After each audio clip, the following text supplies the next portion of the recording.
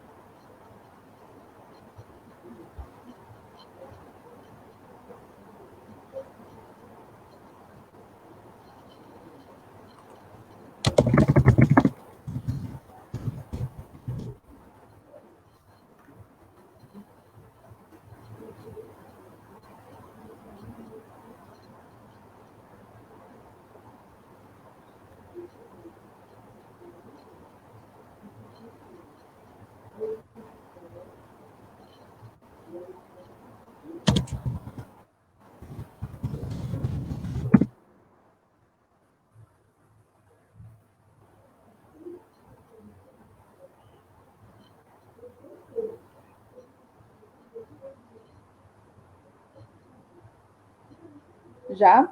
Vamos começar então. Boa noite a todos. Mais uma vez, mais uma segunda-feira, estamos aqui para fazer uma nova live. E hoje, nessa noite, nós convidamos o professor Fernando Guedes. O professor e tradutor-intérprete Fernando Guedes, ele é professor da Universidade Federal Rural da Amazônia, campus de Parauapebas. É mestrando em estudos da tradução pela UFSC, especialista em responsabilidade social, empresarial e em Libras. É graduado em comunicação assistiva, Libras e Braille. É licenciado em letras Libras e letras, com habilitação em português. Ele já atuou como coordenador e como formador de intérprete do CAIS Belo Horizonte, professor de Libras na Unifenas por 10 anos, criador e consultor da empresa Incluir Diversidade, iniciou suas atividades como tradutor-intérprete de língua de sinais e língua portuguesa em 1995, trabalhando na FENEIS, na Associação de Surdos de Minas Gerais, na COPAV, na CODAB, na PUC, dentre outras instituições. Ele já foi aprovado nos seguintes concursos e processos seletivos da UFMG, da UFSC, da UFT, como TIOS. E no cargo de professor foi aprovado na Unifal, no IFPA e na UFRA. É pesquisador na área dos estudos da tradução em língua de sinais. Então, vamos ouvir o professor Fernando Guedes, e ele vai falar hoje da temática. Deixa eu só ver aqui a temática do professor. A importância das provas práticas nos concursos e nos processos seletivos para tradutores e intérpretes de Libras. E não esqueçam que as palestras que nós estamos tendo nas lives, elas podem ser certificadas, você pode conseguir um certificado de 20 horas. Então, siga a gente no Facebook, veja as orientações que a gente todos os dias estamos colocando, como fazer a inscrição, o que deve fazer depois de assistir uma palestra, uma live, Você precisa preencher o formulário de avaliação de satisfação, se você gostou mais ou menos, ou se você não gostou, Se achou ruim a palestra, você vai preencher esse formulário. E somente com esse preenchimento, né, 60% desse preenchimento é que você vai ter direito a receber o seu certificado. Certo? Então vamos lá, Fernando, sinta-se à vontade e quem estiver assistindo pode interagir, fazer perguntas, né, tirar alguma dúvida, à vontade. Tá ótimo. Obrigado, Denise, obrigado aí à associação pelo convite, né? Acho que esse aí é um ponto marcante na história dos tradutores e intérpretes, não só do Pará, mas como do Brasil como um todo. Esse momento de pandemia, ele tem possibilitado nós nos reinventarmos, encurtarmos as distâncias, né? Então, nós temos visto nos últimos dias muitas palestras, muitos treinamentos ocorrendo de forma remota, de forma online, e isso, embora tenha a questão toda negativa do vírus, da doença, das mortes, mas, por um outro lado, nós temos essas capacitações, esses treinamentos que têm realmente nos aproximado e favorecido o nosso desenrolar, vamos dizer assim. O meu sinal em Libras, para quem não me conhece, mão em F, pontinho e pontinho. Então, Fernando. Então, esse aqui é o meu sinal em Libras, né? E eu não poderia começar a falar sobre a temática, falando sobre a importância das avaliações práticas nos processos seletivos e concursos para tradutores e intérpretes, né? Eu não poderia começar a falar sem antes me apresentar, né? Falar de onde eu venho, né? A maioria de vocês aqui do estado do Pará, do norte, não me conhecem, né? Eu sou de Minas Gerais, sou de Belo Horizonte, né? Eu comecei a aprender língua de sinais em 95, então tem muito tempo, né? Então já são aí 25 anos trabalhando com língua de sinais. Não se chamava Libras quando eu comecei a trabalhar com língua de sinais. Pode colocar aí o primeiro slide, por favor.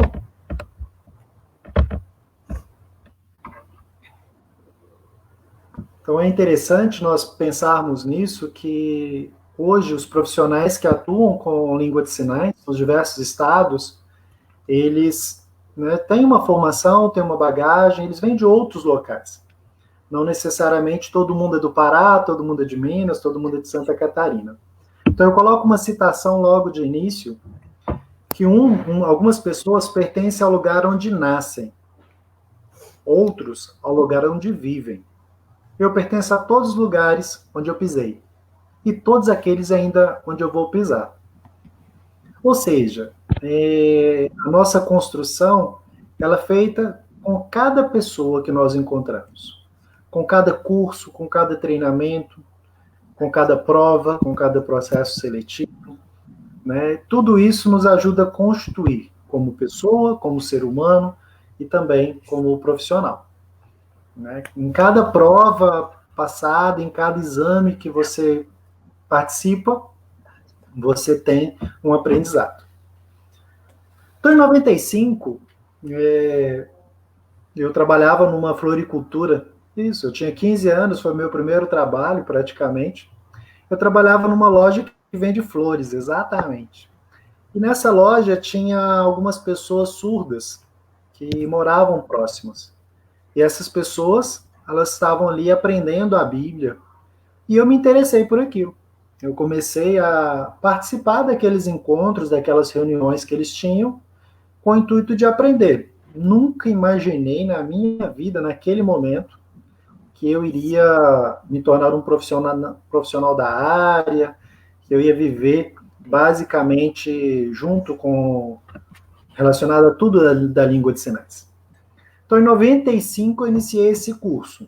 Eu iniciei esse curso que eu vou dizer assim, foi uma imersão.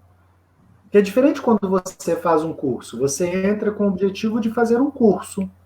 E quando você imerge, quando você mergulha de cabeça numa língua, onde eu vivia todo momento essa língua de sinais. Isso no momento de 15 anos. E aí, quando passou um pouquinho, um ano aproximadamente desse primeiro contato com a língua de sinais, a FENES começou a me chamar para algumas interpretações de freelance. E eu comecei a interpretar nesses locais.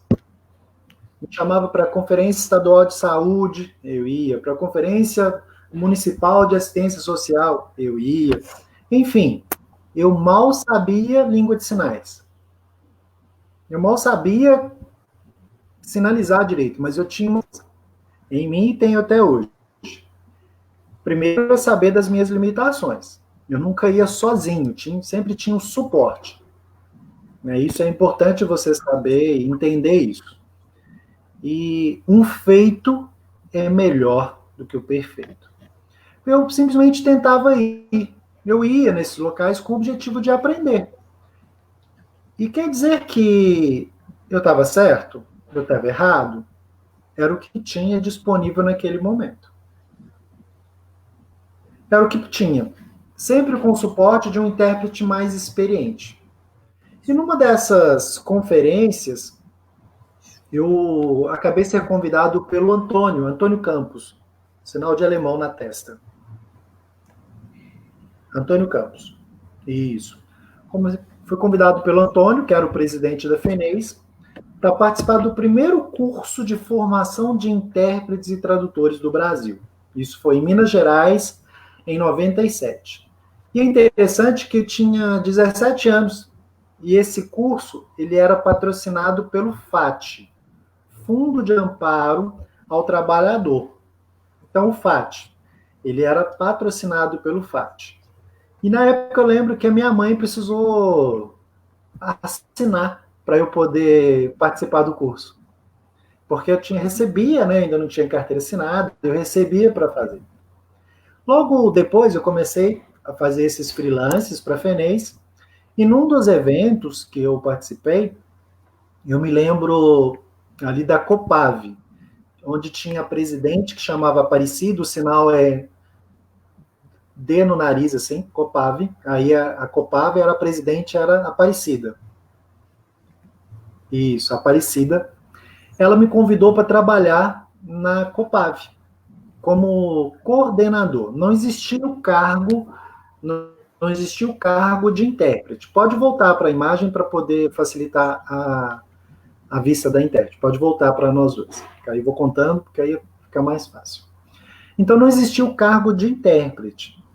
Só lembrando, pessoal, se vocês ainda não sabem, todas as profissões, existe um CBO, que é Classificação Brasileira de Ocupações. É o CBO. Classificação Brasileira de Ocupações. É onde mostra todas as profissões. E não existia ainda a profissão do tradutor e intérprete de língua de sinais. Então, na época, eu fui contratado como coordenador. Qual era o meu trabalho, gente?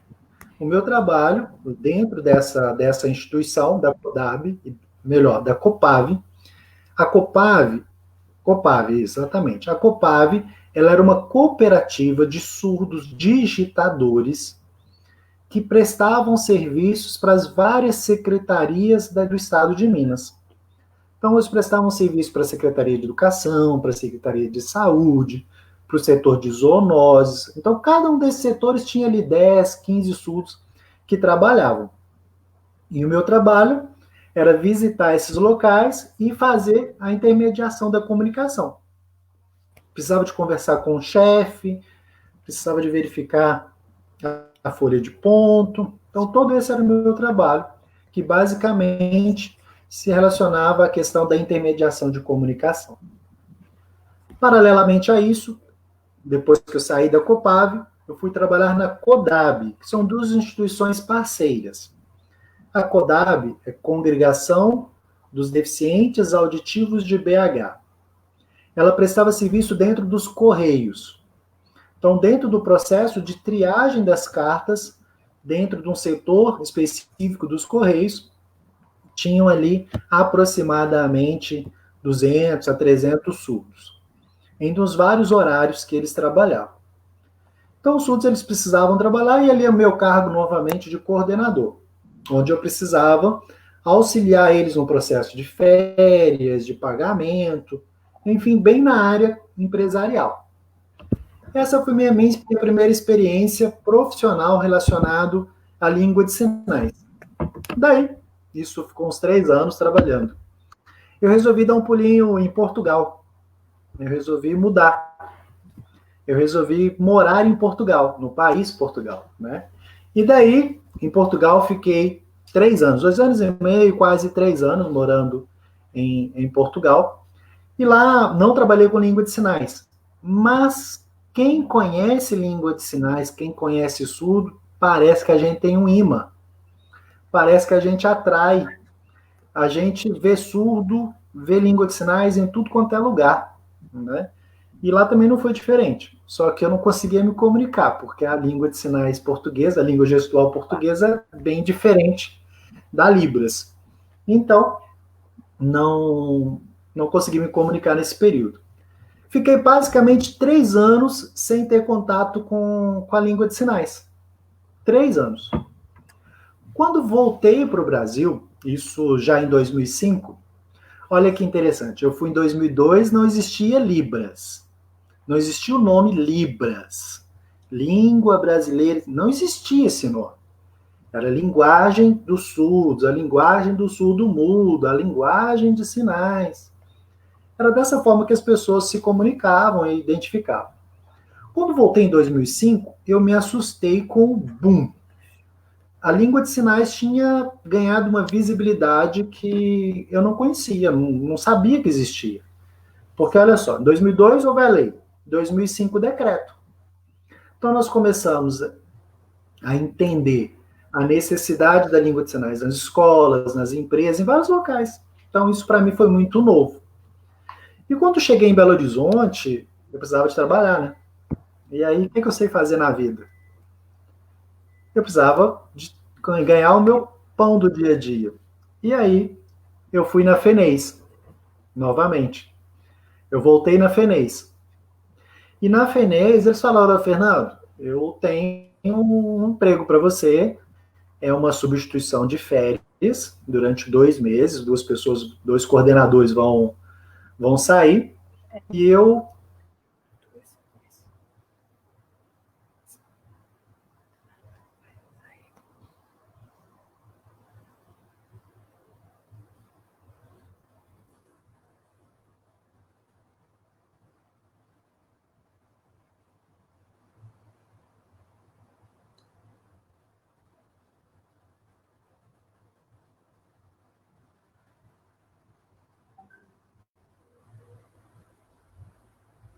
Então, só esperando a troca. Então, eu fui trabalhar no Detran. O Detran, o sinal de Minas aí é esse, eu não sei qual que é o sinal aqui lá, o sinal é esse, eu não sei aqui no Pará, né? São sinais diferentes. Isso. Detran no Pará? Então, fui trabalhar no Detran, onde novamente tinham muitos surdos que trabalhavam como digitadores, e esses surdos eu fui trabalhando, e fui trabalhar também no IPSENG, que é um hospital dos servidores de Minas Gerais.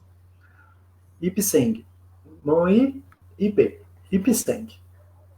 E trabalhando nesses locais, uma amiga minha surda falou assim, olha, Fernando, eu tenho um amigo e ele está fazendo um curso no Senai e ele precisa de intérprete.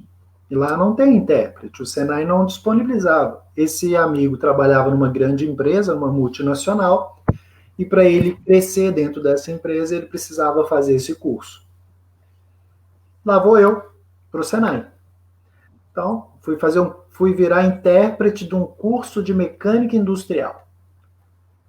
Fui trabalhar com mecânico industrial, algo que eu não fazia a mínima ideia de como funcionava, mas ali abriu as portas para outros espaços. Nesse momento, trabalhava no Senai, e aí, lembra que eu fiz um curso lá no FAT, na FENEIS, em 97? Então, lá em 97 eu conheci algumas pessoas que faziam curso comigo. E uma dessas pessoas era coordenadora da PUC. Da PUC.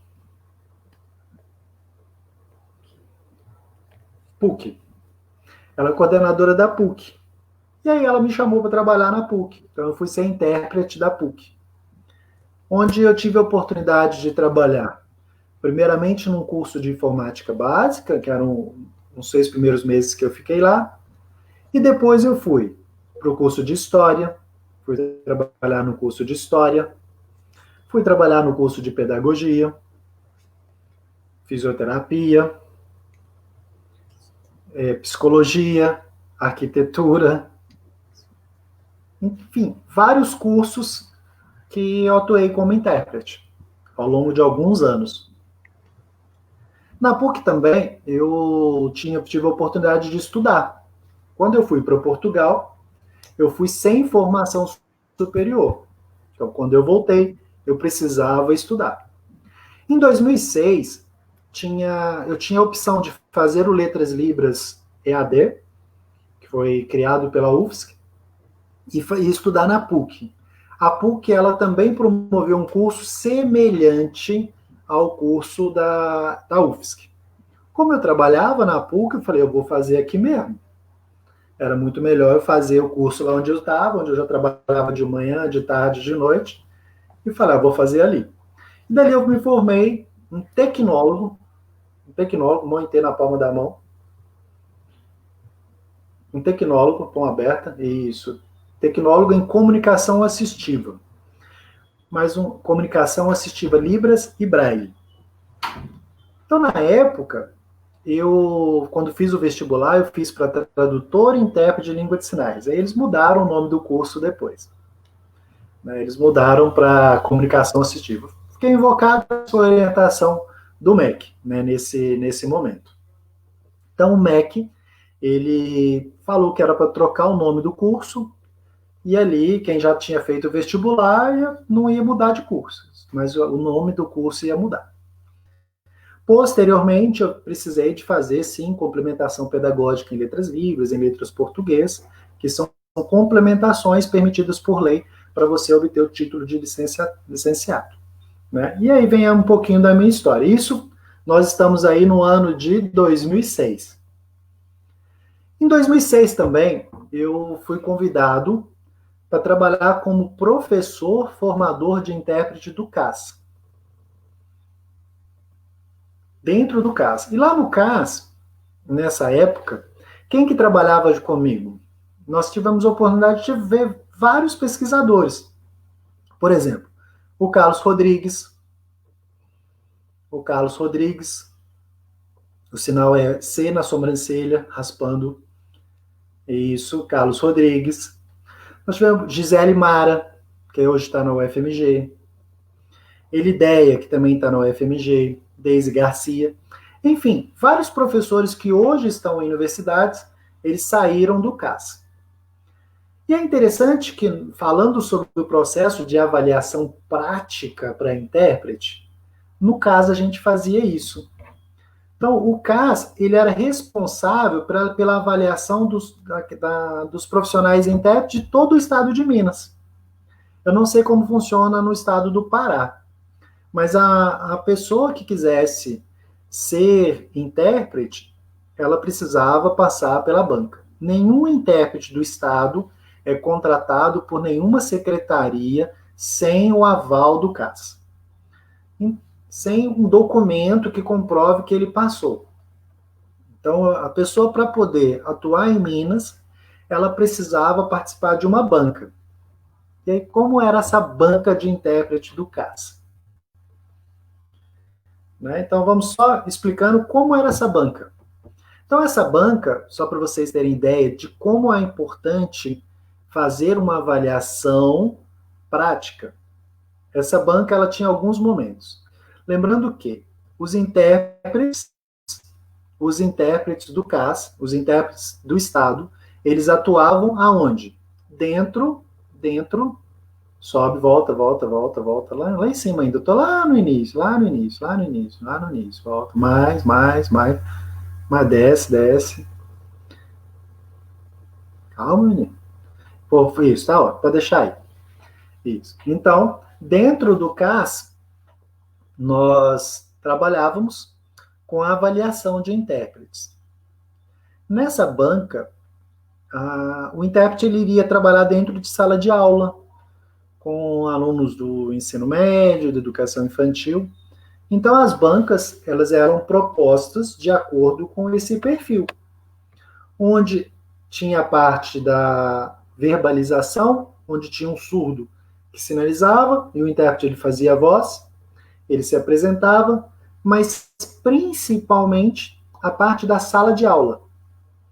Então, durante a sala de aula, era simulado uma sala de aula, com tudo que acontece numa sala, com os problemas de aluno chegando atrasado, de aluno perguntando, de aluno falando, de aluno brigando, tudo o que acontece dentro de uma sala de aula, o intérprete, ele sendo avaliado, a nossa banca era assim. Então, o intérprete, ele ficava ali, ele tinha escolha, qual era a estratégia que ele vai usar? Ele vai ficar sentado, ele vai ficar em pé, ele vai ficar ao lado do professor, ele não vai. Tudo nesse momento era o que acontecia dentro dessa banca. Então, só um pouquinho disso para a gente depois retomar. Em 2009, aí pode voltar para o Wallace para mim, porque aí fica maior para poder enxergar ele, senão não dá para enxergar. Em 2009, tomei posse, minto. Em 2009, eu passei no concurso da UFMG. Em 2011 é que eu fui tomar posse. Ou seja, um processo seletivo ou um concurso. No caso da UFMG, foi o primeiro concurso para intérprete de língua de sinais do estado de Minas, dentro de uma universidade federal. Antes disso, uma outra prova que eu já tinha me submetido era o ProLibras, que muitos de vocês também já participaram. Já tá. Então, que muitos de vocês já participaram. Então, o ProLibras, ele era uma prova. E os outros exemplos de prova seguiram o modelo do ProLibras. Nós vamos falar um pouquinho disso mais para frente. A UFMG, em 2011, eu entrei na UFMG para trabalhar como intérprete, mas a UFMG não tem surdo, não tinha surdo. Não tinha surdo, né? Então, acho que é a realidade de alguns intérpretes que passaram em processos seletivos. Mas é importante lembrar que houve uma prova prática para entrar. Isso sempre ocorreu. Em todos os processos seletivos e concursos, sempre tinha uma prova prática. Nunca foi só teórica. Né? E nós vamos falar o porquê disso e qual é a concepção, né, de quem organiza uma prova pensando nessa vertente. Né? Após sair na UFMG ainda, eu resolvi montar uma empresa. Eu continuava na UFMG e aí resolvi montar uma empresa chamada Incluir.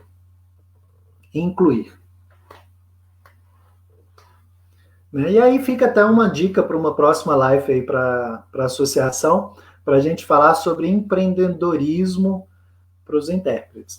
Como a gente pode empreender na área de língua de sinais. É possível. Então, durante 10 anos, a Incluir funcionou. De 2009 até 2019.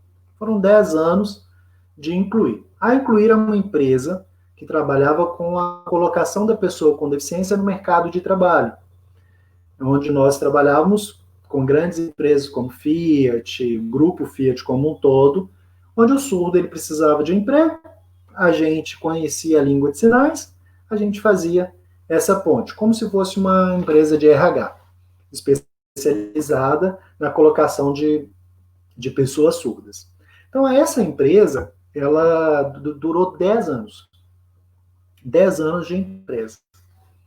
Quando foi em 2018, eu resolvi parar um pouquinho com isso. Eu estava um pouquinho cansado de correr atrás, de buscar o meu pão do dia a dia, porque no mercado estava um pouco complicado a questão financeira, tinha uma crise mundial. E aí, o setor automobilístico, ele caiu bastante, e com isso as contratações da pessoa com deficiência também. Eu voltei a trabalhar no CAS. E quando eu voltei a trabalhar no CAS, eu vi que grandes amigos e alguns ex-alunos meus já eram professores universitários.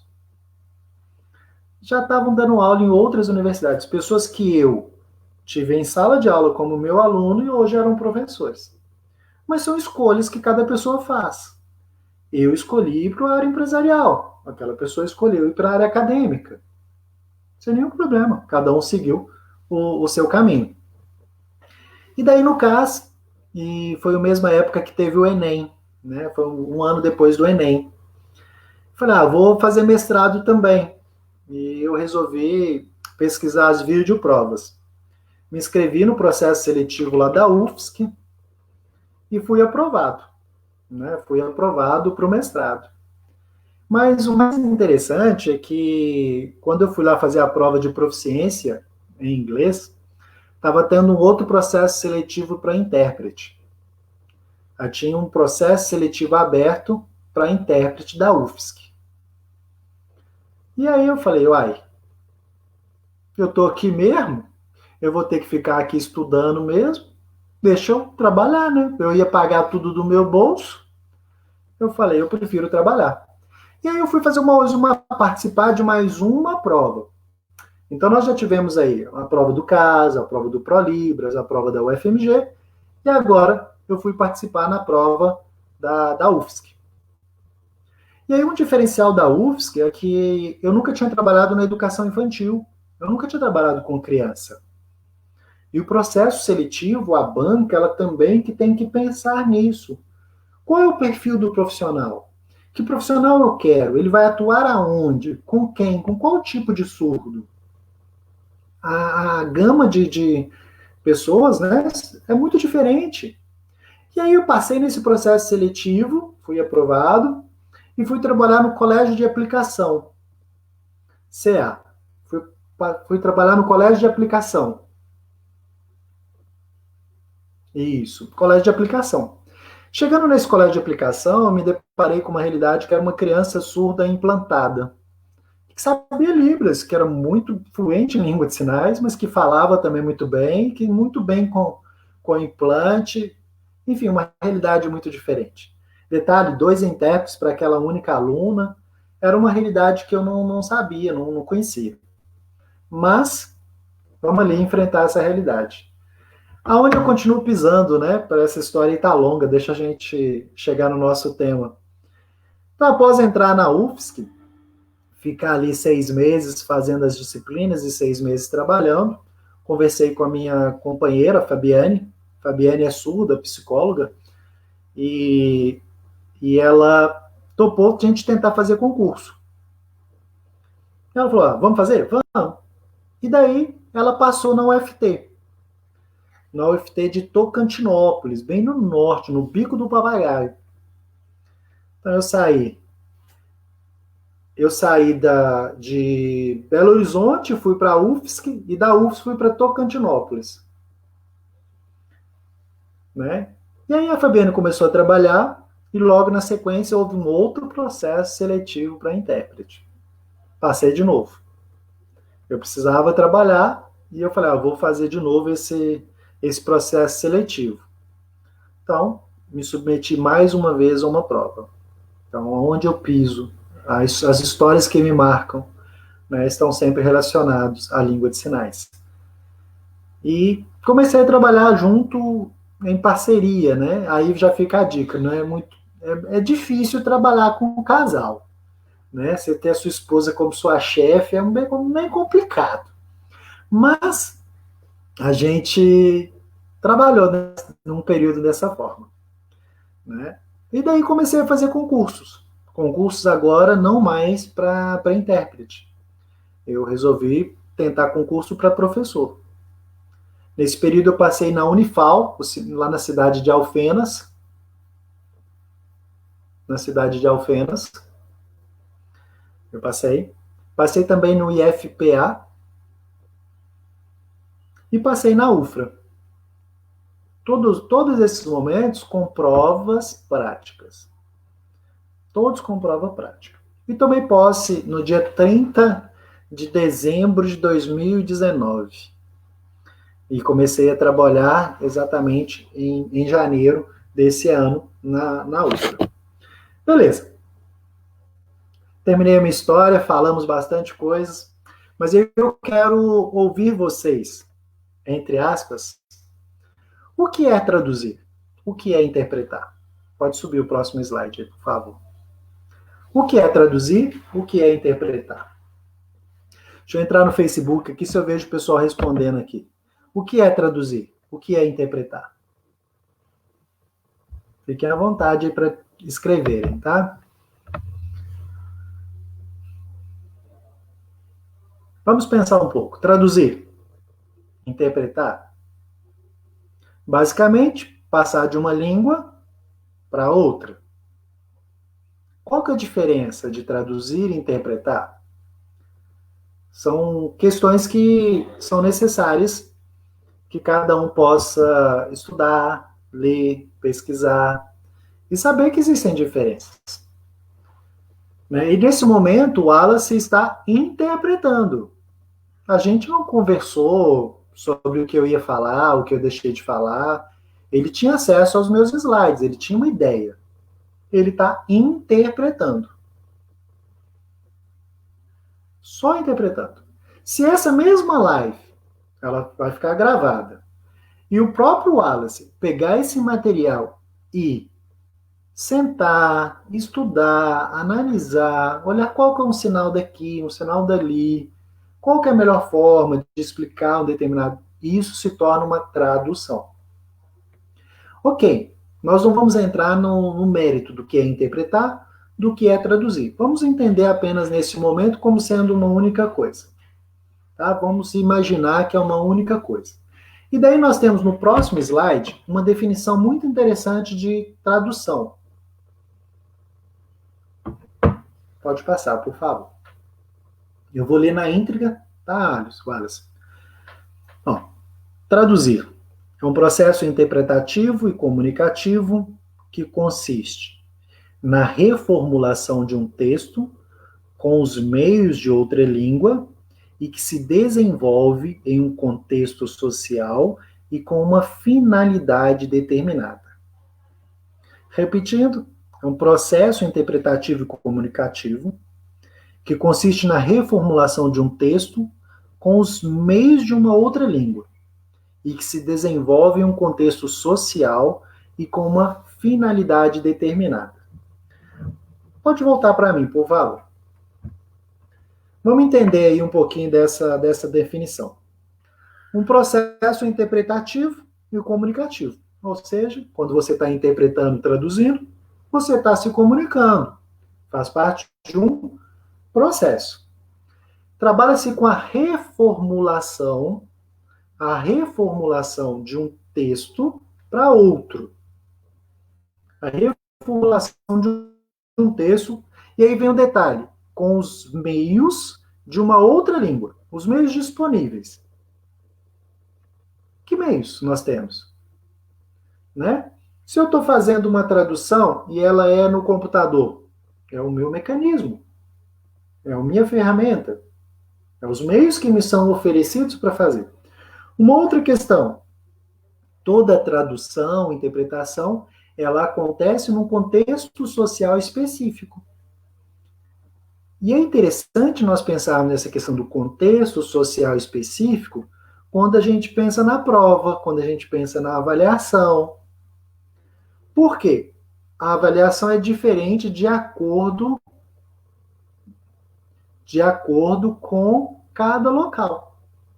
Cada local é diferente, se eu vou interpretar na educação infantil é de um jeito, se eu vou interpretar na educação superior é de uma forma.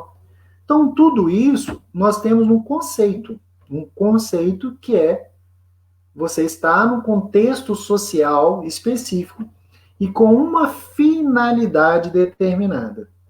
Hoje nós estamos participando de uma live, não tem um contexto que nós estamos aqui de uma formação para tradutores e intérpretes interessados na área de língua de sinais, e nós temos uma tradução com os meios possíveis, gente. Aqui o Wallace não é expert em interpretação de live, eu não sou expert em dar palestra via online, olhando só para o Wallace aqui, eu e ele.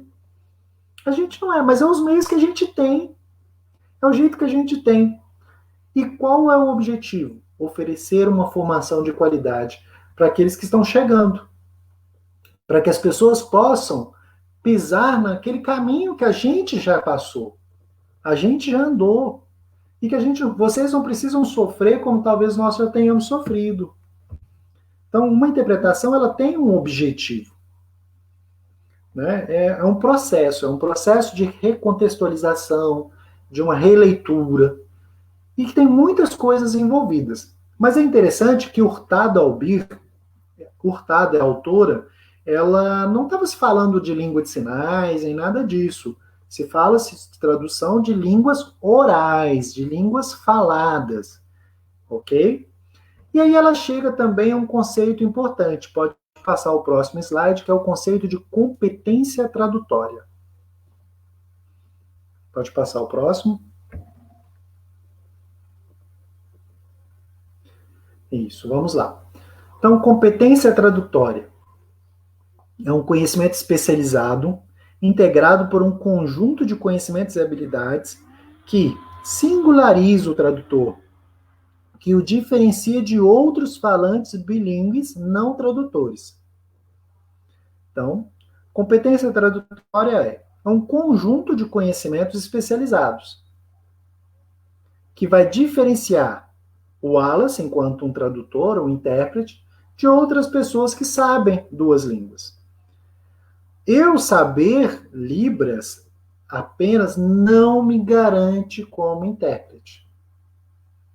E daí vem o equívoco de grande parte dos editais, de grande parte dos processos seletivos, que simplesmente acham que se uma pessoa faz uma pós-graduação, ela está aprovada, ela está apta a ser aprovada para trabalhar em algum local, só porque ela tem um certificado. Vamos dar um exemplo na cidade de Tocantinópolis. Tocantinópolis. Isso, rodando. Isso, Tocantinópolis. Pode voltar para mim, depois a gente volta aí para o slide. Na cidade de Tocantinópolis, e no Tocantins como um todo, pensa, Tocantins, o estado do Tocantins. A pessoa para trabalhar no estado do Tocantins, ela precisa, primeiro, nos critérios, ter o certificado do ProLibras. Primeira coisa, ela precisa ter o certificado do ProLibras. Segundo, se ela não tiver o certificado do ProLibras, ela pode ter um curso de 360 horas de Libras. Um curso de 360 horas de Libras. E terceiro, se não tem ProLibras, não tem curso de 360 horas de Libras, ela pode ter uma pós-graduação em Libras. Se ela tem uma pós-graduação, então, só relembrando, primeiro, ela pode ter o ProLibras. Se ela não tem o ProLibras, ela tem um curso de 360 horas. Se ela não tem nenhum dos dois, ela pode ter uma pós-graduação em Libras.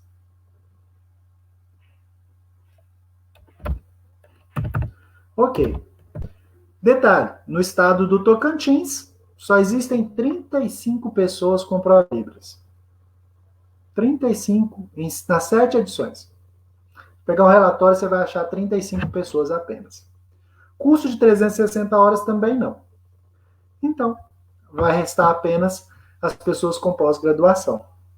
E o certificado de uma pós-graduação, de modo geral, é online, não garante as competências necessárias. Pode passar para o próximo slide, a gente já está aí com 40 minutos, né? Eu conto muita história, né? Vamos lá. Vamos passar para o próximo. Próximo slide. E aí nós chegamos à questão da competência tradutória. Lembra que nós falamos que a competência tradutória ela tem uma série de subcompetências ou de componentes que formam essa competência tradutória. Então nós temos a subcompetência bilíngue, ou seja, o conhecimento das duas línguas em questão. Subcompetência extralinguística, aí nós vamos estar relacionado às questões da cultura, da onde isso está acontecendo. Nós temos aí a subcompetência instrumental. E aí vamos parar na subcompetência instrumental. Vamos parar na instrumental. Pensa, para a gente fazer uma tradução dessa, A gente precisa conhecer de informática? Precisa conhecer de computador? Precisa conhecer de live, de saber como funciona? Precisa. Então já não é mais um conhecimento apenas de língua de sinais. Você já tem um conhecimento diferenciado. Você já precisa de um outro conhecimento. Pode voltar no slide lá, por favor. Isso. Nós temos subcompetência de conhecimentos de tradução. Vocês observaram que o Wallace e a Nath estão trocando o tempo? Tem algum momento que eles trocam? Isso é um conhecimento de tradução. É necessário essa troca.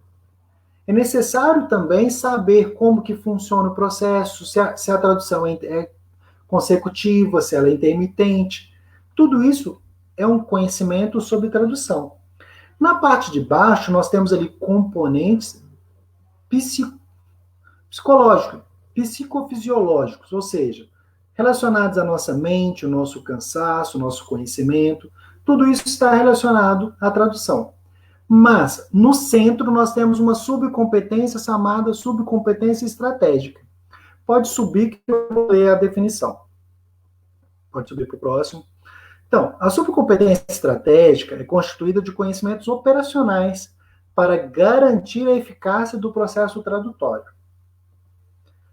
Tem um caráter central, pois ela controla todo o processo. Ela serve para planejar o processo, elaborar o processo tradutório, a escolha do método mais adequado. Nós vamos fazer como? Vai ser intermitente, consecutiva, nós vamos trocar de qual momento? Avaliar o processo e os resultados parciais obtidos em função do objetivo final.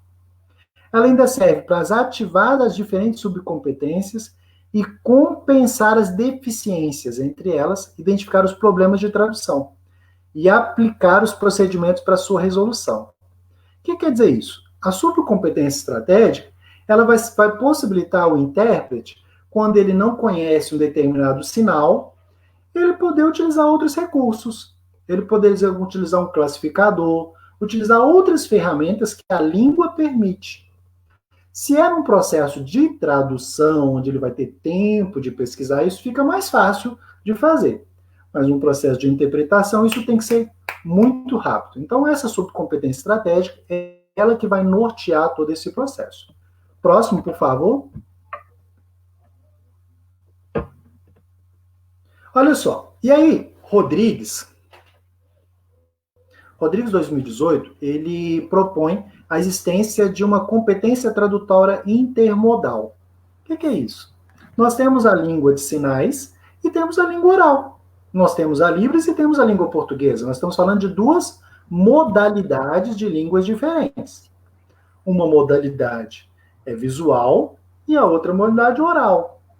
Então, quais as competências que eu, enquanto intérprete, eu preciso? Então, Rodrigues, ele propõe alguns conhecimentos específicos. Então, ele coloca lá, conhecimentos e habilidades necessárias, tanto para a exploração corporal dos dispositivos linguísticos específicos da língua de sinais, é isso que a Nath está fazendo, as habilidades corporais, motoras, para que ela possa expressar todas as informações.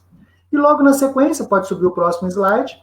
Então, primeiro ela produz, e se ela estiver fazendo uma tradução inversa, se ela estiver fazendo da Libras para o português, ela vai precisar de uma outra capacidade, é visual cognitiva. Ela precisa ler os sinais que estão sendo feitos, entender esses sinais, essas informações gestuais, como que ela está ali expressa de uma forma quadridimensional, ou seja, todo o corpo ali, por meio da integração desses dispositivos linguísticos, durante a vocalização.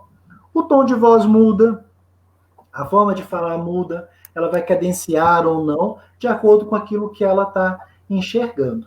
Né? Então, tudo isso, Rodrigues coloca como uma competência tradutória intermodal. Uma proposta que ele tem, ele é meu orientador, e que a gente vem trabalhando nessa questão.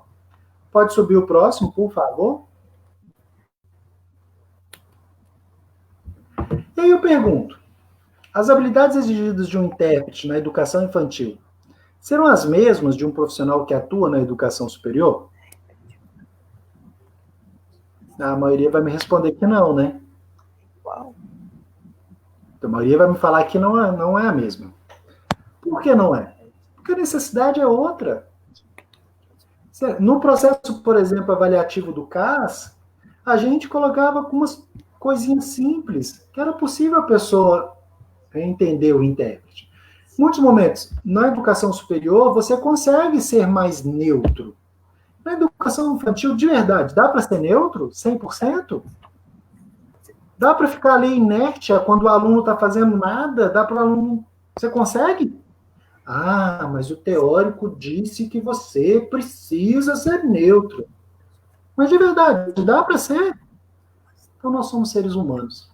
Então tudo isso tem que ser avaliado naqueles componentes fisiológicos, biofisiológicos que a pessoa ela tem no momento da interpretação. São todas questões que elas precisam ser avaliadas no momento de se planejar um concurso, se planejar um processo seletivo. Tudo isso tem que ser pensado para quem ele vai interpretar. Ele vai interpretar para o público adulto? É para criança? É para implantado? É para DA? Quem? Quem é essa pessoa?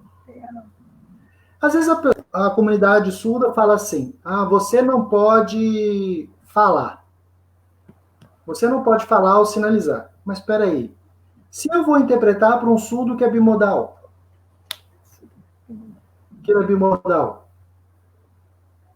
se eu vou utilizar... Que língua de sinais eu vou usar? Ele é bimodal. Voltando ao meu exemplo, lá do colégio de aplicação, da UFSC, a surda que eu interpreto é implantada. Lá no CA, ela é implantada. Fala bem. Usa a língua de sinais. No primeiro dia de aula, sabe o que eu perguntei para ela? Aqui, o que você prefere que eu faça? Só Libras, fecha a boca, que eu faça bimodal, que eu faça as duas coisas. Ela me respondeu, as duas coisas. Quem que é meu público? Quem que é meu cliente? Quem que eu vou atender? Eu, enquanto intérprete, eu preciso entender essas coisas, que existem diferenças. Nos Estados Unidos, existem categorias de intérpretes. Existem diferentes intérpretes para diferentes situações. Mas aqui no Brasil ainda não. O intérprete de língua de sinais ele é multi. Ele tem que atender todo o surdo, de tudo quanto é jeito. Mas, infelizmente, isso é diferente. E o processo seletivo, ele precisa pensar nessas questões também. Né? Então, no momento desse processo seletivo, é importante a gente pensar. Um exemplo, né? Nós temos aí o ProLibras. Talvez muitos de vocês fizeram. Se não fizeram, eu sugiro que dê uma olhada nas provas. Dá uma olhada de como era. Então, o ProLibras é uma provinha fácil, tranquilo. Qualquer um sabia fazer. Se você vê, você tem do primeiro ao quinto um nível de prova, no sexto e no sétimo você tem um outro nível de prova. Dá para você perceber. As provas do CAS, eu dei o exemplo. Elas são provas, no CAS Belo Horizonte, CAS Minas Gerais. Ela tem lá o exemplo. Era uma simulação de uma sala de aula. Era uma prova de uma simulação de uma sala de aula. Do que acontece dentro de sala de uma forma como acontece qualquer outra. Briga, paquera, brincadeira, palavrão, tudo que acontece na sala. Na UFMG, é um processo de universidade. O processo seletivo, a prova escrita, onde você precisa conhecer os aspectos teóricos, você precisa conhecer a legislação, e depois a aprovação enquanto a prova. A prova, ela geralmente era em duas etapas. Primeiro, você ouvia um áudio e sinalizava. Você escutava uma vez e na segunda você já tinha que fazer. Mas lembra sobre os conhecimentos sobre tradução? Lembra lá na competência tradutória? Sobre os conhecimentos de tradução, você ia poder optar. Olha, eu posso fazer uma interpretação simultânea, eu posso fazer uma interpretação consecutiva, simultânea ou consecutiva. Você podia escolher. Você que decidia. Você podia fazer isso se você tivesse conhecimento sobre tradução. Depois nós temos, por exemplo, a prova da UFSC. A prova da UFSC, que seguiu o mesmo modelo da UFT. da UFT não, desculpa, da UFMG, onde primeiro se ouvia um vídeo falando em língua portuguesa e depois se traduzia ele em língua de sinais. Depois o processo era inverso, você via um vídeo e fazia a vocalização. Tá, depois nós podemos fazer uma oficina sobre como vocalizar, sobre como, enfim, mas isso são outros aspectos. E aí o diferencial da UFT, nós tivemos uma terceira fase, que era um processo de tradução escrita. Além dessas duas primeiras fases, nós tivemos uma parte que era escrita, onde eu via uma sinalização, uma história, e era importante fazer o registro dessa história. E como fazer isso? E tudo isso é avaliado, tudo isso é pensado no momento dessa tradução. Ok, mas o que fazer quando o edital não prevê a prova prática? O que a gente tem que fazer? Nós, enquanto indivíduos, enquanto profissionais, e também enquanto associação, mas funciona enquanto indivíduo. Quanto mais pessoas reclamarem, é melhor. Então, todo edital, existe um período de impugnação. Impugnação do edital. Mas para isso, gente, você tem que ler Diário Oficial quase que todo dia. Você tem que estar de olho, verificando todas as informações. Ah, é da prefeitura. Ele também acontece esse processo. Então, você tem que olhar todo o processo do edital e verificar o prazo de impugnação. O que é essa impugnação? Olha, prezados organizadores do edital, tal. De acordo com a resolução, tal. O edital pode ser impugnado. Nesse momento de impugnação, você vai ter que colocar subsídios e informações que mostrem que é importante fazer uma prova prática. Isso a associação, os outros professores de língua de sinais do Pará, a gente pode auxiliar nesse processo para tentar fazer essa impugnação, caso seja necessário. E uma outra pergunta, e última, né, que eu estou fazendo aqui, retórica. Como se preparar para concursos com prova prática? Como se preparar? Como que a gente pode preparar para concurso? Gente, só tem um jeito, estudando. Não tem outro jeito. Mas como que estuda a prova prática, professor? Como que eu vou fazer isso?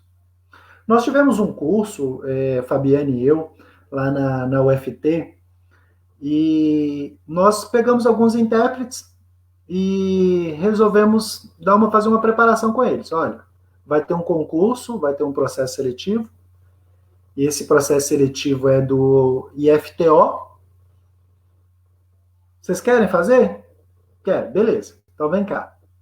Se apresente aí para mim as etapas da prova. A primeira parte era uma apresentação. Era se apresentar, olha, eu sou fulano, beltrano, nananã. A primeira coisa que a primeira chegou lá e falou, eu sou fulano, eu sou professora de Libras. Eu falei, não, já não funciona. Não tem como. Se você já falar professora de Libras, você já sai fora, já está errado. Já perdeu. Eu falei um palavrão na época, né? Mas eu falei, eu falei um palavrão, mas eu não vou falar ele aqui não. E aí, depois vamos pegar, era do IFTO, vamos pegar vídeos do IFTO e vamos traduzir, traduz, filma você mesmo e vai se analisando. Essa é uma dica para você passar. Gente, eu sei que já tem perguntas, meu prazo aí já está encerrado, né? Eu espero poder ter contribuído e aguardo as perguntas para a gente poder falar mais um pouquinho aí com vocês.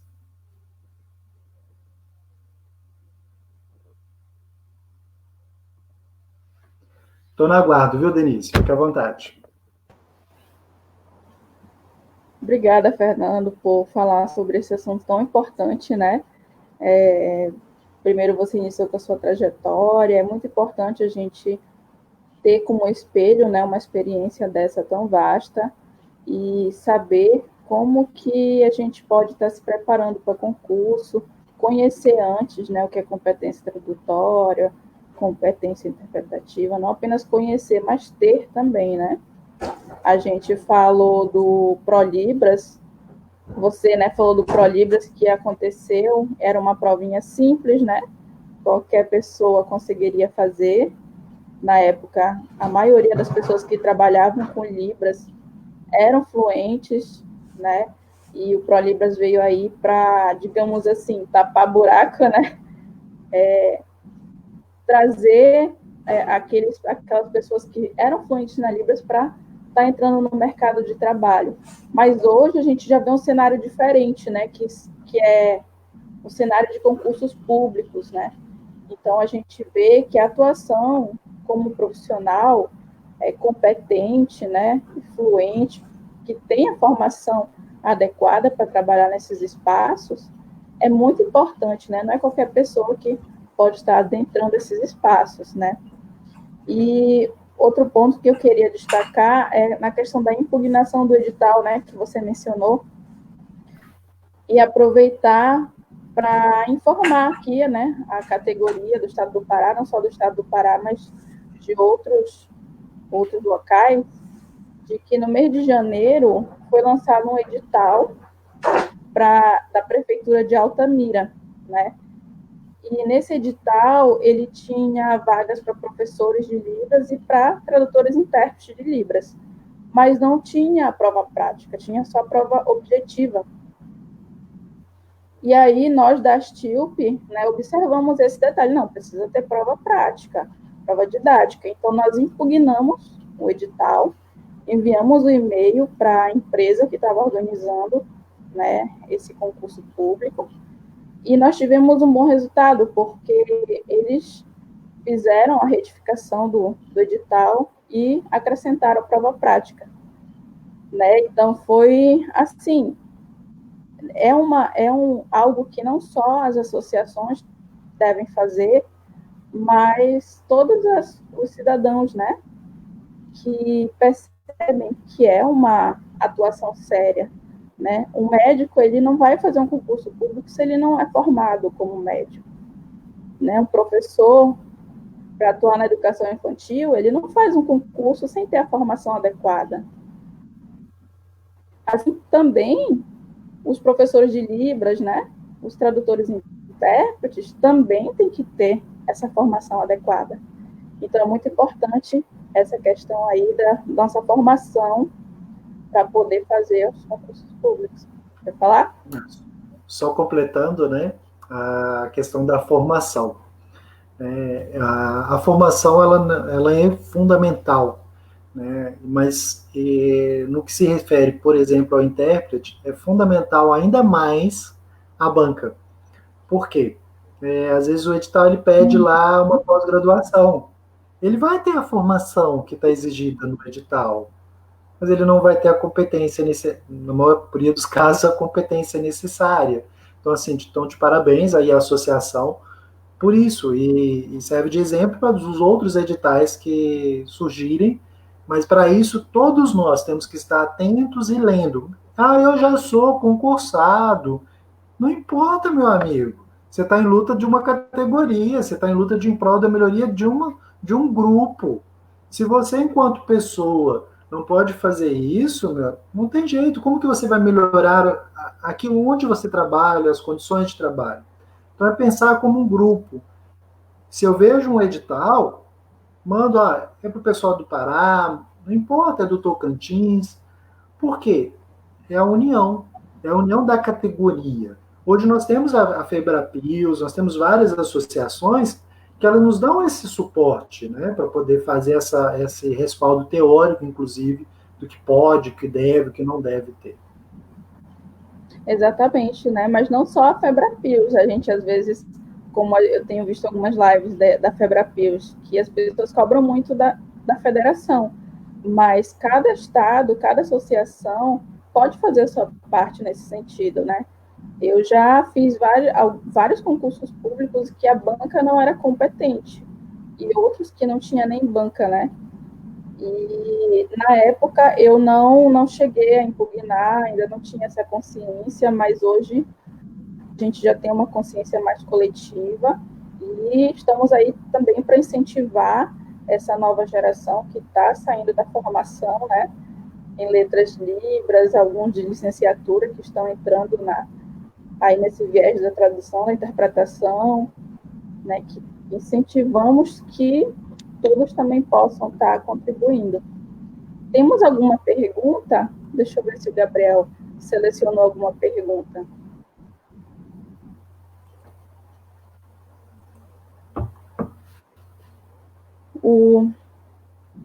Esse é o professor Uber, né? Klein Lobato. Parabéns pela temática. Pergunta: as multi-habilidades exigidas no campo profissional, que muitas vezes estão além da função profissional do TIOS, afetam a carreira do tradutor-intérprete? De que forma?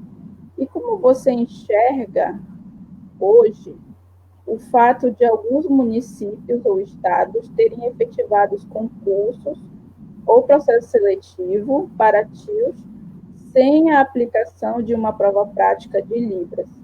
Essa ausência de prova prática impacta em que hoje? Beleza. Ótima pergunta. Eu vou pedir para colar a pergunta aqui nas minhas informações, que é uma pergunta longa, então fica difícil gravá-la toda. Então joga aí para mim, Gabriela, aqui no nosso chat. Então, olha só. A primeira questão. As multitarefas que o intérprete ele realiza dentro da escola, né? Não vou nem falar dentro de sala, dentro da escola. O intérprete ele é aquela pessoa sem uma função determinada, né? Então, dentro do caso, a gente enfrentava isso com muita frequência, os relatos dos outros intérpretes. Então, o que eu posso sugerir? Afeta? Afeta.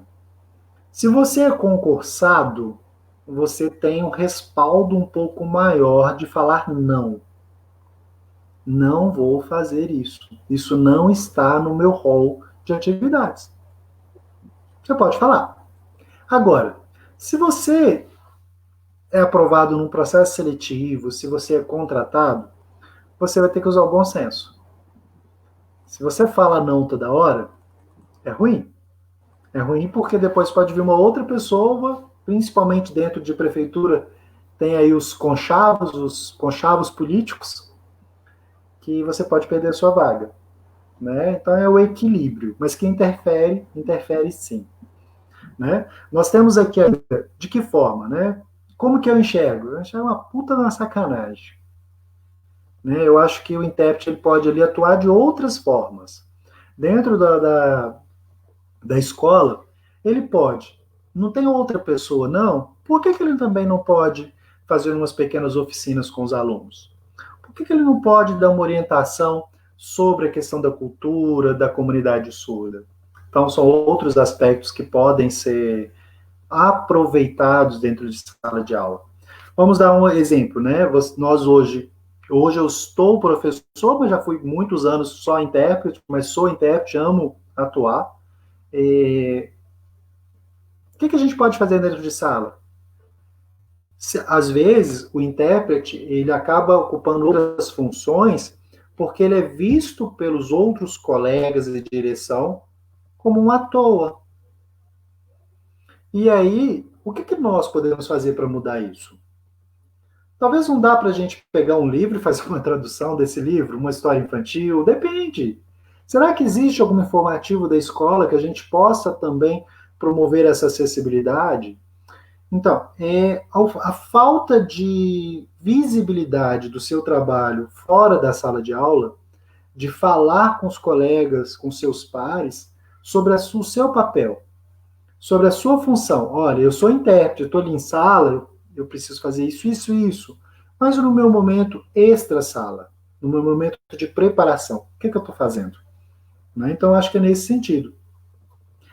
E, impacta, mas eu não sei de que estado que você é, mas o Brasil é uma realidade muito diferente. E eu digo porque eu venho de Minas, e eu chegar com a minha bagagem de Minas, quando eu cheguei no Tocantins, eu fiquei horrorizado. Eu fiquei horrorizado porque não tinha. Eu não conseguia entender que uma pessoa sem o mínimo de qualificação podia estar dentro de sala. Eu não conseguia entender essas questões. Então, eu acredito que no Pará isso também deve acontecer. Né? Então, impacta, e eu acho que todos nós, enquanto categoria, se estamos dentro de sala, estamos numa escola, no momento que não estamos com o aluno, a gente tem que dar visibilidade ao nosso trabalho. Como assim? Seja um artigo, seja um cartaz, seja um banner, seja uma palestra, dar a visibilidade daquilo que você faz quando você não está em sala de aula, o seu momento de estudo, mas faça com que isso chegue às pessoas, para que as pessoas não olhem você simplesmente aquela pessoa que está ali sem fazer nada. Né? Isso eu acho que a gente pode fazer.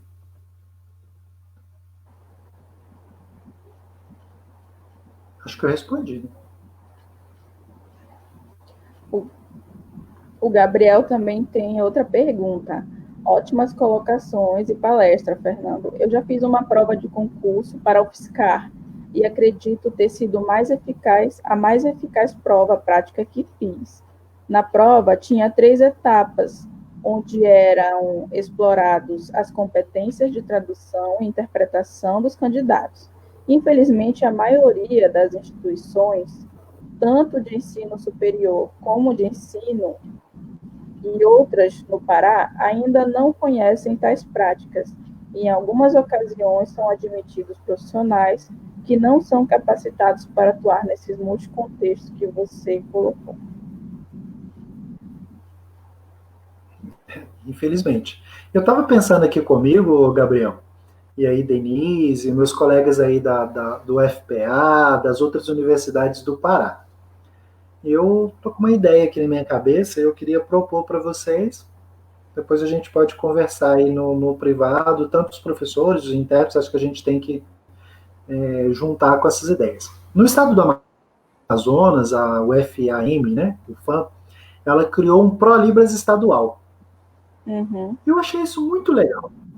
Eu achei isso uma ideia super bacana, né? E isso partiu de uma universidade. E se a gente pensar nisso enquanto universidades do estado do Pará, a gente talvez consiga ganhar uma força para chegar a essa exigência ao nível de uma política pública. Mas depois a gente conversa sobre isso, fica aí uma ideia. Eu já tinha pensado nisso também. Então somos dois, mais de uma pessoa pensando junto, já tá legal a ideia. Tem mais alguma pergunta, Gabriel? A Mônica. Muito importante essa informação sobre a possibilidade de impugnação de concursos ou processos seletivos que colocam em seu processo a prova prática para professores e tradutores e intérpretes de Libras. Pois como avaliar as competências sem isso? Não tem jeito. Não, poderia até avaliar, por exemplo, se você pega um vídeo em Libras e coloca ali considerações e tal, você vai estar avaliando uma parte da competência, né? Você pode avaliar a produção e como você pode avaliar a recepção, né? Então existe, mas fora isso eu diria que é impossível, né? E é simplesmente colocar pessoas para ocuparem cargos que só porque tem uma pós ou porque é parente do fulano, parente do Beltrano, isso não funciona, né? Mas é a realidade que a gente vive, né? Principalmente aqui no norte. Eu tenho uma pergunta. Eu acho que não tem mais. Se tiver, depois coloca aqui, tá, Gabriel? Qual é a melhor forma de fazer uma prova prática, né, uma prova didática?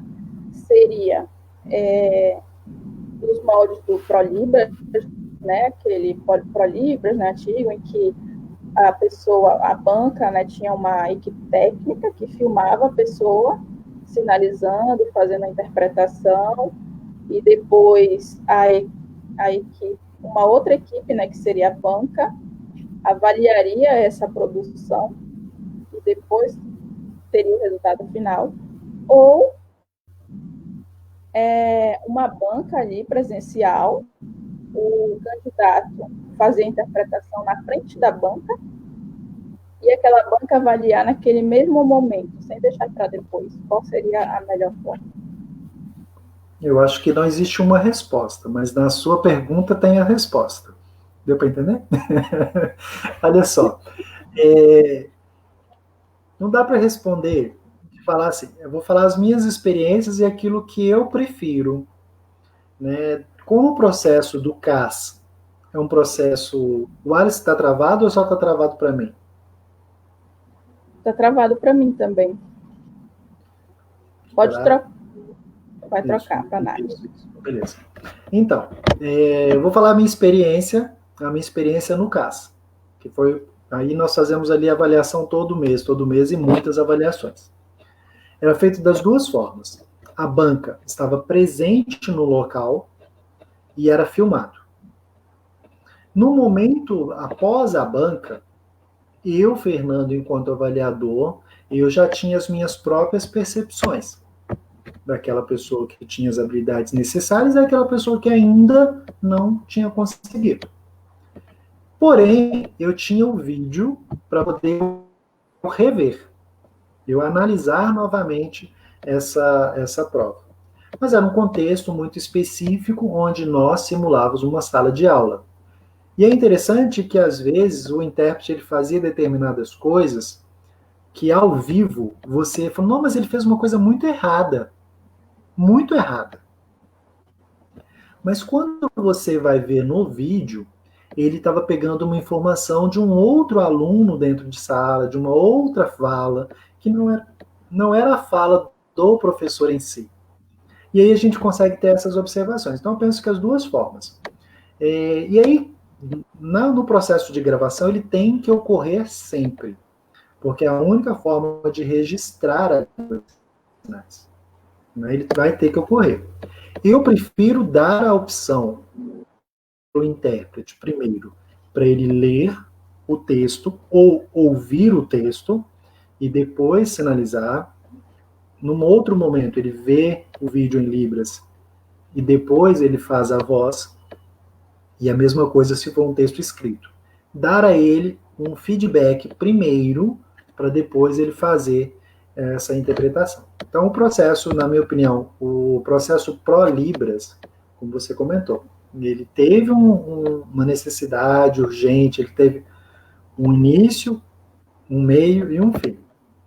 Né? Não, hoje eu não consigo, devido ao conhecimento, à bagagem de todas as pessoas, imaginar uma prova a nível nacional, como foi. Primeiro, os custos, né? Os custos disso é muito grande. E aí fica até uma informação que vai aparecer aí, né, na minha dissertação. Eu não sei se vocês sabem, mas era do Pará a empresa que ganhou a licitação para fazer o 7º e o 8º ProLibras, mas ela desistiu. Né? Então nós vamos depois apresentar isso aí no né, na nossa dissertação. Enfim, olha só, legal. é um processo muito dispendioso, é um processo que envolve muito custo. Mas filma, avalia na hora, se possível, e avalia depois. E um outro detalhe também que eu tenho pensado sobre isso, né, com essas provas, é que às vezes, num processo de avaliação, a gente, enquanto avaliador, a gente pode colocar algumas coisas que a gente pode avaliar. Por exemplo, se a gente pegar uma frase e eu quero avaliar a competência que o intérprete usou para resolver determinado problema. Por exemplo, na UFSC eu precisava lá de falar sobre pintura rupestre. Como que eu resolvi esse problema? Então, avaliar uma questão, né, e não avaliar questões todas. Por exemplo, aí eu vou quebrar a Nath um pouquinho. Usa datilologia, viu, Nath? Vou te ajudar aí. Se eu for falar sobre a palavra assistir. Assistir. Qual o sinal para assistir? Depende do contexto. Eu assisti um programa, eu estou assistindo a uma pessoa que está acamada. Então, se você pegar pequenas frases, pequenas palavras, você consegue identificar no intérprete as habilidades dele. Como que ele usou para... Será que ele esperou ter concluído a fala? Ele usou datilologia? Não usou? Enfim, são algumas observações que a gente vai tendo aí ao longo do tempo. Obrigada pelas considerações. Eu acho que dá tempo de fazer mais uma última pergunta, né? Será que ainda tem? O Gabriel disse que a pergunta dele não foi completa. Então, profissionais são admitidos que não se encontram capacitados para atuar nesses multicontextos que você citou, principalmente no ensino superior. Neste caso, qual seria a sua opinião? Infelizmente, muitos não sabem como se autoavaliar e podem pensar até que uma possível reclamação de um aluno, no caso de interpretação educacional, pode soar para um lado pessoal. Coloque ela aqui para mim do lado, tá? Porque é grande também. Olha só,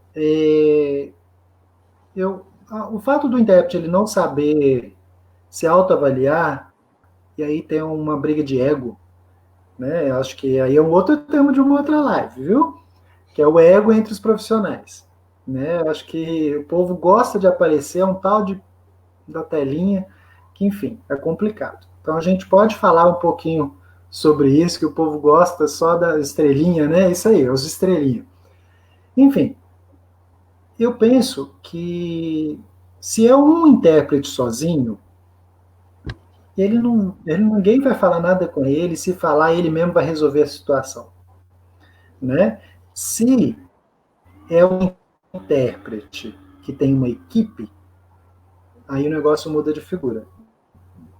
E aí você pode trabalhar com mecanismos de avaliação. Nossa, vocês estão me fazendo lembrar de coisa lá do Arco da Velha. Quando eu trabalhava na PUC, a gente pensou muito sobre isso, sobre como o aluno recebe a nossa interpretação. E aí, dentro da PUC, existia um núcleo onde tinha uma pessoa responsável para a área da surdez. E essa pessoa responsável, ela recebia os alunos no início do semestre, no final do semestre. E ela tinha esse bate-papo com os alunos para saber esse retorno da interpretação e essas questões todas que envolviam a sala de aula. Aí tem questões de atraso, questões de dormir na sala, de usar celular, enfim. Aquele videozinho que tem sobre intérprete é a mesma coisa, é tipo isso, cada um de um jeito, chega da balada, enfim, essas questões todas, elas acontecem. Mas, enquanto categoria, o exemplo da UFSC é interessante. Por quê? Lá você tem um número grande de profissionais e que atuam na universidade toda. Você tem um coordenador de setor, e esses profissionais, eles são submetidos a avaliações, horário, bater o ponto, todas essas questões. E pode chegar, como já ocorreu, de reclamações na ouvidoria da instituição. E aí é importante que até mesmo os próprios surdos saibam que eles podem fazer isso. A ouvidoria é um excelente caminho para que o profissional ele consiga baixar a bola. Mas cada universidade de um jeito, né? Porque se é um, ele manda e desmanda. Porque na realidade, o chefe dele nem sabe língua de sinais. Nem sabe aonde passou a língua de sinais, na maioria dos casos. Quando eu fui trabalhar na UFMG, sabe o que era meu chefe? O reitor. Eu fui para o gabinete do reitor. Fiquei lá umas 2 horas esperando até eles resolver onde que eles iam me colocar. Eles me colocaram na TV UFMG. Cheguei lá e falei, o que eu vou fazer? Comecei a inventar coisas. Começamos a inventar coisas. Então, Gabriel, o que a gente pode fazer enquanto associação? Porque se o intérprete ele é associado, beleza, você pode chamar ele para conversar, mas se não é, se ele é sozinho, ele é dono da verdade.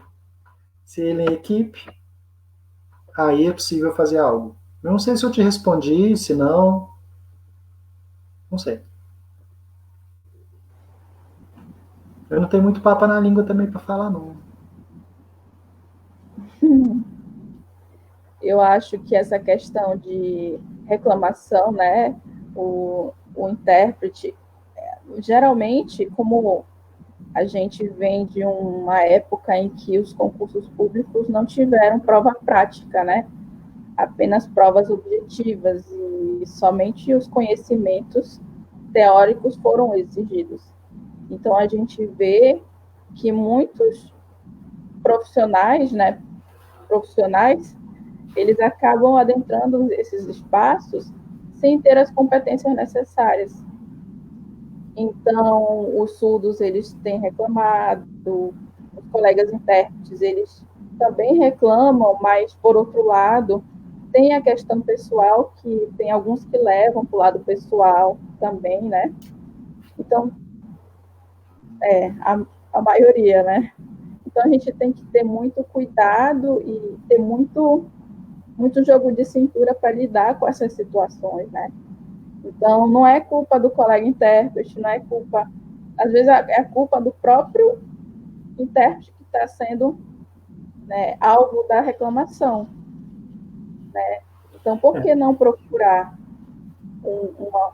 se aprimorar, né? Ou, não sei. Enfim. A questão principal é essa. Você trabalha sozinho ou você trabalha num grupo? Se você trabalha sozinho, e aí eu fico com pena do surdo, porque na maior parte das vezes ele não tem aonde recorrer. E ele fica naquela questão. Se eu reclamar, eu fico sem ele.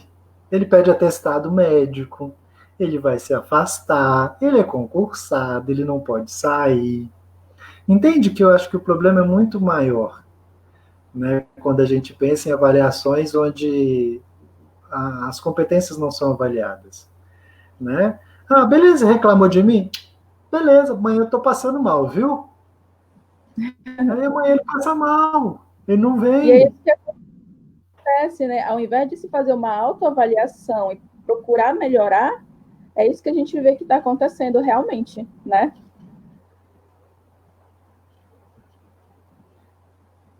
Infelizmente, né? Então, assim, a consciência enquanto profissional, enquanto categoria, ela é muito pessoal, né? E, infelizmente, eu vou falar pelas universidades que eu já tive a oportunidade de passar, os mecanismos de avaliação, de progressão, eles são deficitários nesse aspecto, né? Mas é uma questão ainda que tem se mudado. E aí a gente tem que se espelhar em universidades que já têm essa bagagem, né? Eu não sei hoje quantos profissionais tem aí o FPA, quantos profissionais tem o IFPA, né? E pensar nisso enquanto categoria, pensar nisso enquanto grupo. E que esses mecanismos de avaliação, eles possam ser criados, mas que talvez não sejam limitados a um único local, que ele possa ser criado entre as universidades. Mas isso depende sempre do grupo. Talvez a criação de uma coordenadoria, de ter um coordenador remunerado para isso, ajude. Mas eu ainda não sei os caminhos para se conseguir dessa forma. E aí eu sugiro o contato lá com a UFSC, para que a UFSC possa lá, o Simon, o pessoal, possa dar essa orientação de como criar uma coordenação, de como criar um núcleo responsável pelos intérpretes naquele espaço, porque aí é possível fazer as avaliações, fazer as capacitações. Ótimo, perfeito. Eu acho que é isso. Eu agradeço a participação, Fernando, né, por ter aqui contribuído com conhecimento a todos os nossos seguidores do Facebook, a todas as pessoas que se inscreveram no evento, que estão assistindo, e incentivar, né, que a associação, a STILP, está aí para contribuir, né? Quem quiser pode se associar. Nós colocamos o link, né, do formulário para se tornar sócio, afiliado, nos comentários. Quem quiser se filiar, é só preencher o formulário, entrar em contato com a gente, e a gente vai estar aí, né, contribuindo com as pessoas que se achegarem, né, e trabalhar como um grupo, como você falou, né, agregar pessoas para a gente trabalhar junto, fortalecer o movimento de valorização, de profissionalização, enfim. Agradeço também a intérprete Natália, o intérprete Wallace e o nosso administrador Gabriel. Gostaria que todos aparecessem nesse momento para a gente tirar um print e todos nos conhecerem. Deixa eu tirar o óculos para aparecer bonitinho, peraí. Gabriel, Wallace, vocês podem aparecer. Essa é a nossa equipe que trabalhou hoje para promover essa live a todos vocês, certo? Gabriel, nosso primeiro secretário, o nosso secretário-geral, perdão. O Wallace é o nosso diretor da região dos Carajás. E a Natália é a nossa sócia, também faz parte do Conselho Fiscal da Astilp. Tá? E o Fernando é nosso sócio também. Convido a todos a se associarem à Astilp. Obrigada, gente, pela atenção, pelas perguntas. E é isso. Até mais. Até a próxima segunda-feira.